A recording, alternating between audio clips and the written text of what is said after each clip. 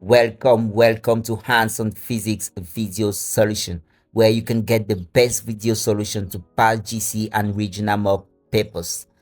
Today we'll be looking at ordinary level mathematics, June 2016, paper 1. We are going to answer the first 25 questions. Don't forget to like, share, and subscribe. Question 1 says evaluating 4 minus 8 divided by 4 plus 8. To do this, we are going to use BODMAS. And if you look into the BODMAS with this bracket, which is absent, off, which is absent, division, which is present here. So we are going to divide negative 8 divided by, so we have this, bracket this. So we have 4. Negative 8 divided by 4 gives us negative 2 plus 8. Continue with BODMAS, no bracket, no off, no division again, multiplication, no way, addition. So here we have addition. So here we have negative 2 plus 8. So we have 4. Negative 2 plus 8 gives us positive 6.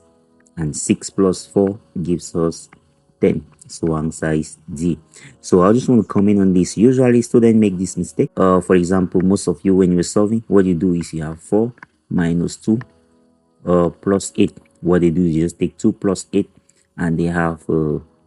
And now they subtract 4 minus 10. Take note. What you do here is the number, the sign in front of the number belongs to the number. So it means this negative here belongs to 2. So if you want to solve this way, what you could do, an alternative method is you have 4 minus 2 plus 8. What you do is you factorize negative 1. If you do this, it means this one now becomes negative. So you now have 4 minus 2 minus this gives us negative 6. So you now have 4 minus negative 6, which is the same as 4 plus 6, which gives us 10. The same answer as we said, D. Let's go on to the next question. It says the number is expressed in base 10. To convert the number from base 5 to base 10, the first thing we do is we label the numbers with 0, 1, 2, and now we take this 2, multiply by the base 5 to the power 2, the power of the 2 that we have here. Then plus 3, it's number 3, times the base 5 to the power 1, which is the power on 3, which is the number on 3, 1, plus 1 times the base again 5 to the power 0. We have 2, 5 to the power 2 is times 25, plus you have 3 to the power 1 times 5 plus 1 times 1. So any number raised to the power 0 is equals to 1. So if we do this, here we have 50 plus 15 plus 1. This will give us 66. So answer is D again. If we continue to question 3, it says the number of prime numbers in the interval. So if you want to write the numbers in this interval, the first number is going to be 2, since it says n is less than or equal to 2. So 2 is present in n, can be 2, since it says equal to 2. Then the next number is 3, 4, 5, 6, 7, 8, 9, 10. We end there. Since they say n is strictly less than 11, means 11 will not appear in the interval of 2 less than or equals to n less than 11. So now we now take the prime numbers here. We have 2, we have 3, we have 5, we have 7. So we have 1, 2, 3, 4. 4 prime numbers, giving our answer as D. If we move to the next question, it says an athlete takes a bottle of fruit juice from the refrigerator at the temperature of negative 21 degrees Celsius and allow the temperature to increase by 36 degrees before drinking it. The temperature at which he drinks the juice is, it means we have a negative 21 degrees Celsius and an increase of 36 degrees Celsius. So negative 21 plus 36 is the same as having 36 minus 21. If I do this, I'm going to have 6 minus 1, 5, 3 minus 2, 1. So 15 degrees, positive 15 degrees, which gives us our answers B. It says there are 28 girls and 32 boys in a particular class, the fraction represented by the girl is. So the first thing we know that we have number of girls. Let's say girls is G. Number of girls is equals to 28. And then the total number of students in that class, or their number of students in that class, is 28 plus 32, which gives us 60. And then the fraction of girls now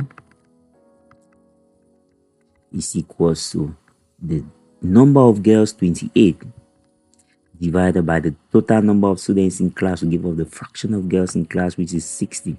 So if we simplify this, we simplify by dividing both sides by 4, means 4 goes into 28 7 times and 4 goes into 60 15 times. So it gives our answer as 7 on 15. That gives us B or A, sorry, as our question 6. A bag contains 120 sweets, and after every 3 hours, half of the content is given out. The number of sweets left after 6 hours will be. So initially we have 120 sweets, then it goes to, after 3 hours, it goes to half of this is 60. After another 3 hours, it goes to half of 60, which is 30. So at the total, we have 3 plus 3, which gives us a total of 6 hours. And then the number drops from 120 to 30. So C is one answer. Question 7. We are given 4 different sets, where the first one is n. Remember, n is a set of natural numbers which are counting numbers from 0, 1, 2, 3, 4, and so on. Z is a set of integers. Integers is a set of both negative, that's negative 4 for example, negative 3, negative 2, negative 1, 0, 1, 2, and so on. So integers, negative and positive numbers including 0, natural numbers from 0 upward to infinity. Then we have rational numbers and numbers that contain every number including fractions. It means it's simply the set of n, z plus fractions or decimals, either fraction or decimals. Then we have the set R, which is a set of real numbers, and the set of real numbers means any number belongs to that. Means that Z is a set that contains n, z, and q. So if we come back to the statement here, this and this is not correct. We said this one contains decimal, terminating decimal. Q is rational numbers, which is a set of all numbers including fractions and decimals, and in this is specified that it should be a terminating decimal. So this is not terminating decimal. There's a negative 4 does not belong to this, which is wrong, since Z belongs to R. It means that negative 4 automatically belongs to R. Then n is equals to, n is a subset of this. I think this is the right answer. I believe this is the right answer here. Q is a subset of this, which is wrong. Question 8. We are asked to express the number this in 3 significant figures. So to write this number in 3 significant figures, we need to find out the first significant digit after the decimal point here is 2, which is a non-zero number, 0, and 4. So the third significant number is 4. So we draw our corrector line at this point. Then we look at the number after the corrector line. If this number here is greater than or equal to 5, then we simply add 1 to the number before the corrector line, and all the rest number after the corrector line becomes 0. So this gives us 0.0205, which is our correct answer, C. We want us to express number 9. Number 9, They want us to express the number 4.8 times 10 to the negative 3 as a decimal. So what we are going to do here, if we go back to indices and remember the laws of indices, which says a to the power negative n is the same as 1 all over a to the power n. So if we apply this law here, we are going to have p is equals to 4.8 times 1 all over 10 to the power 3, which is the same as 4.8 divided by 1000. And dividing a number by 1000, move the decimal point to the left. So we have 1, 2, 3, which gives us 0, 0, and point here. So it means the answer should be 0.0048, which is A. Question 10. Given that €1 is 600 francs, a television set sold in Douala for 120,000 francs CFA will be sold in euro for. So what we are going to use here is simple proportions. We are going to write what we are given. That's €1 is equals to 600 francs. Then how many euro will be equals to 120,000 francs. So here we cross multiply. We now cross multiply such that what we don't know multiply with 60 and 1 multiplies with 12. So since 60 is multiplying with what we don't know, means we take 1 times 12, that's 120,000 divided by 600.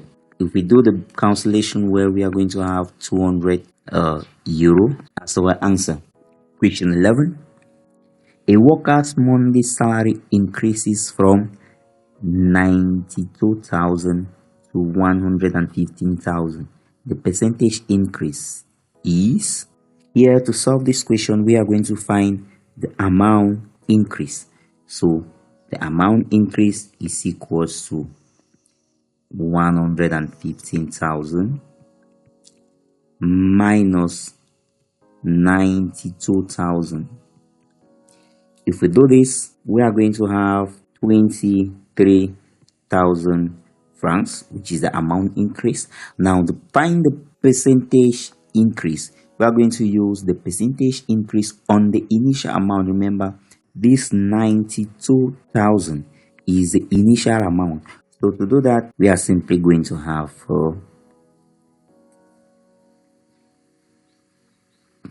fraction, which is 23,000 out of 92,000 times 100%. We'll do the cancellation and press on our calculator. 23,000 divided by 920, we have 25%. So our answer is C. Right on to the next question. Say Jackie deposits 250,000 francs in an account that earns 6% simple interest yearly. The amount monthly, the amount of money in CFA in the account after 2 years is. Here we are going to calculate the simple interest. So simple interest is equals to principal times rate times time, all is all over 100. So the principal is the initial amount deposited in the account. The rate is the percentage increase every year, and the time is the 2 years, which is the number of years the money accumulates in the account. So we have simple interest will be equals to 250,000 times 6 times 2, all this all over 100. If I cancel here, I'll be left. After cancelling all the zeros, we are left with 2,500 times 6 times 2. So pressing on our calculator, we are going to have 2,500 times 6 times 2, which gives us 30,000. So 30,000 is the simple interest. Now, to find the amount of money that will be in the bank after 2 years, we are going to add the simple interest plus the principal. So amount is equal to simple interest plus the principal. So this gives us 2500 plus 30,000. If we punch our calculator rightly, we are going to have 28,000. That's 280,000 francs. So this gives us B as our right answer. Right on to question 13. Very fast, we just see that the Venn diagram in the figure, the region P intersection P prime, intersection Q. P prime means elements that are not found in P. Intersection Q means that are found in Q. So elements that are found in P, we have 9 and 3. So an element not found in P but is found in Q is 2. So our answer is A. Remember, when you write P prime, if we were to write the elements of P prime, we'll have 2. Then if we were to write the elements of Q, we have 2 and 3. Then P prime intersection Q will be equals to elements that are found in P prime and also found in P in Q, which is 2. So our answer is 2. Question 14. Given two set P and L, defined as P is a sweet fruit, L is a lemon, then saying that now writing L this P prime means that L is a subset. This symbol here means subset of P prime. And remember, P prime means not P. So P means it's a sweet fruit. So P prime will mean is not a sweet fruit. So L belonging to P prime means L is not P. So if we look at this, no lemon is sweet. So B is the right answer. The statement says, given two statements, P, 4 is a factor of 16 and here 4 is greater than 2. The statement P, the symbol here, Q, this symbol here means a conjunction. A conjunction, which is equivalent to the P. So we can read this as P and Q. So 4 is a factor of 16, or remember, or is this other, which is disjunction, or. Then implies is this other one. This is implication sign. If and only if is given by a double implication. While D now says 4 is a factor of 16, which is P, correct? And remember, conjunction, and. So our answer is D. In the following sentence, the proposition is, a proposition is simply a statement which can either be true or false. What are you doing? That is not a proposition. This one is simply a leave this office. This is the command. This is a good piece of work. Sit in the chair opposite you. This is the command. So the answer is C. So this is a good piece of work. It could be true and it could be false. Not a good piece of work. Question 17. They want us to identify the function in this. Is a mother of, which is wrong. Is a father of, which is the same as a mother of. Then the right answer is the square root of. Question 18, we are given a function h of x is equals to 7x minus 5 divided by 3. And they want us to find the inverse. So to get the inverse of the function, the first thing we are going to do is we are going to let h of x be equals to a certain y. So let the function be equals to a certain. From here, we now solve the equation 7x minus 5 all over 3 is equals to y. For x, So the first thing we cross multiply, this multiplies here, we divide this by 1, and this one multiplies here. So we are going to have 7x minus 5 is equals to 3y, that's 3 times y.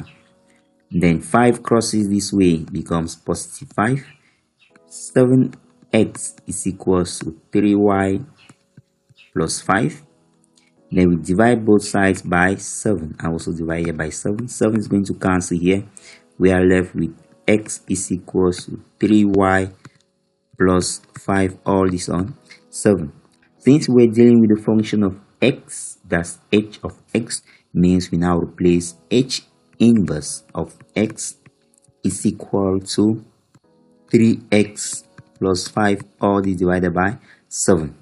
To better understand this, what you can do is just pause the video and take your time to look at the solution and understand it better. Remember, the best way is always use a pen and a paper while watching, so you can take down simple notes and try to imitate so that you get to understand it. Question 19, there's no calculation here.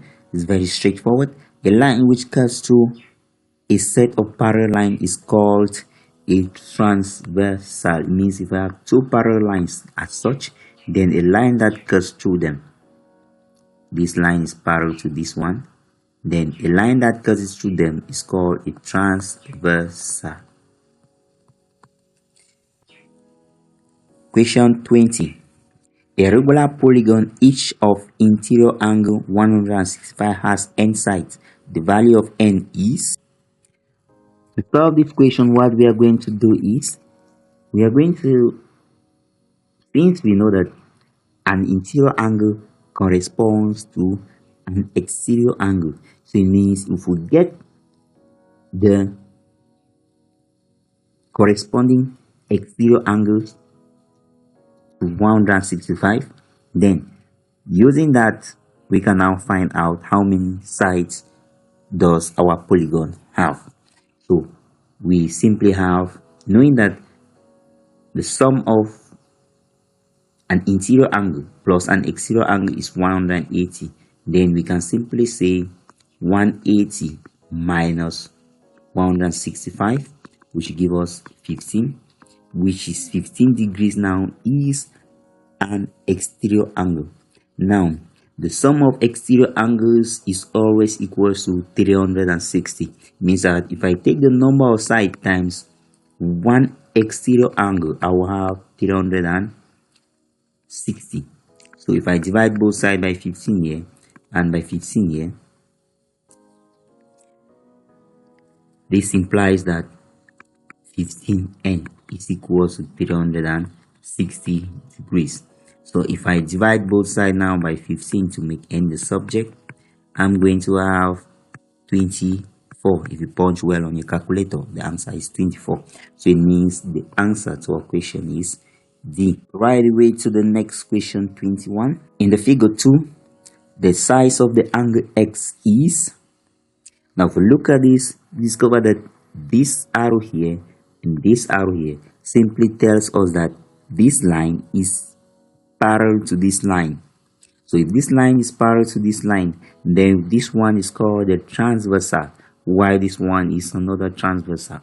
Then the angle made by the transversal here must correspond to the angle made by the transversal here, so it means here is 20 degrees. Similarly, if this is 40 here, then automatically here is supposed to be 40 degrees. Then from the sum of interior angles of a triangle must be equal to 180. It means if I take 20 plus 40 plus the angle x, which is unknown, is going to give us 180 degrees. Now solving that rightly, I'm going to have 60 plus x is equals to 180. So 60 crosses this way, it becomes negative 16. So x is equals to 180 minus 60, and x now be equals to 120 degrees, which is the right answer. Question 22. The line PS in figure 3 is known as, this is P here, this is Q, this is R and our S is supposed to be here. So they want us to give the name of this line. Now look at the line, it passed through the circle and extend away from the circle. So this line is called the secant. Now let's just give opportunity to learn about a circle. This point here is called the center of the circle and it's a point that is equal distance from all points on the circumference. Then QR is called the chord. Then we have the radius. The radius is the distance from the center to any point on the circumference is called our radius. Then the diameter is a line that touches one circumference and another and passes through the center. Take note, diameter passes through the center and touches 2 points on the circumference. The chord does not pass through the center but touches 2 points on the circumference. While the secant is a line that passes through a circle touching 2 points on the circumference. Question 23. They want us to give the symmetry of this figure. The symmetry is a line. We have two symmetries here. The symmetry could be the line X or it could be the line Y. Symmetry simply means a line that divides a figure into two equal and congruent halves. Congruent means the same halves. So here means our line Y, the Y axis could be our line of symmetry, or the X axis could be our line of symmetry. Question 24. Two triangles PQR and STU in figure 5 are similar. State the ratio of their corresponding angles.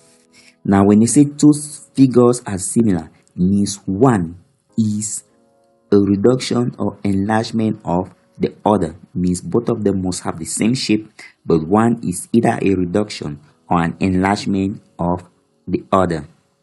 Another word that is usually used is congruent.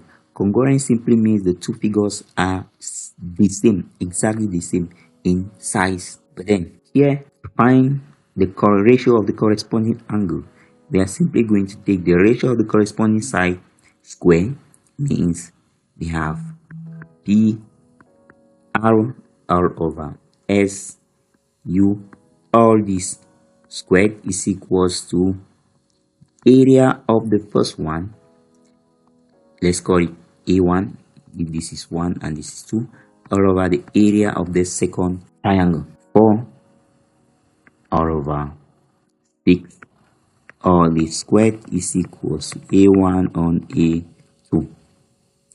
So this gives us 16 all over 36 is equals to A1 all over A2. So if I was to cancel this by 4, so 4 will go here 4 times, 4 goes here 9 times. So it means I'll have A1 on A2 is equals to 4 is to 9. So our right answer is A. And the last question for this video, the perimeter of a square of side 12 centimeters is the same as the perimeter of an equilateral triangle of sides L. The value of L is, so if one side of the square is 12 centimeters, so perimeters is simply addition of all the sides. So the square has 4 sides, so it simply means the perimeter of the square is equals to 12 times 4. Over this, we are going to have 48. Then that's saying that the perimeter of the triangle is equals to 3 times the length. Since it's an equilateral triangle, it means that all the lengths are the same. So 3 times the 3 lengths, we have the perimeter. That telling us that this 3 times 3 length must be equals to 48, which is the perimeter of a square. So we simply divide both sides by 3 here. We are going to have 48 divided by 3. 48 divided by 3. 16. So our answer is D. So like I said earlier, make sure you go through the video with a pen and a paper. Take down notes to better understand. The comment box is open. Drop your comments, any question. Don't forget to like, subscribe, and share so that your friends who are also writing can benefit from this video. Thank you.